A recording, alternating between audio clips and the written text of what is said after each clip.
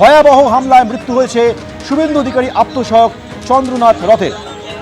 আবারও কথা বলবো আমাদের প্রতিনিধি সমীরণ পাল টেলিফোনে রয়েছেন। সমীরণ, এখনো পর্যন্ত কি তথ্য পাচ্ছ পুলিশ সূত্রে?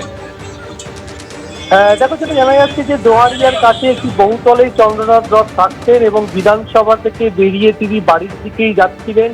এই সময় মধ্যমগ্রামের যশোর রোডের কাছে অর্থাৎ দোলতলা মোড় পেরিয়ে দোহারিয়ার দিকে যখন তিনি ভেতরের রাস্তা দিয়ে যাচ্ছিলেন, সেই সময় একটি গাড়ি যার গতিবিধি খুব সন্দেহজনক এবং গাড়ি তার রাস্তাটা আটকায়। সেই সময় থেকে একজন দুষ্কৃতী বা তার মাথায় কোনো হেলমেট ছিল না, প্রায় 6 রাউন্ড গুলি চালাইছে বলে প্রত্যক্ষদর্শীরা জানাচ্ছে।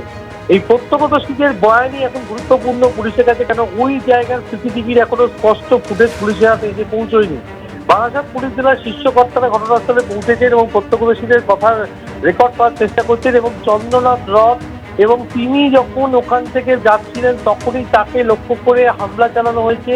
মনে করা হচ্ছে এই হামলা পূর্ব পরিকল্পিত, কেননা তিনি এই রাস্তা দিয়ে ফিরবেন এমন একটা খবর ছিল এই দুষ্কৃতীদের কাছে।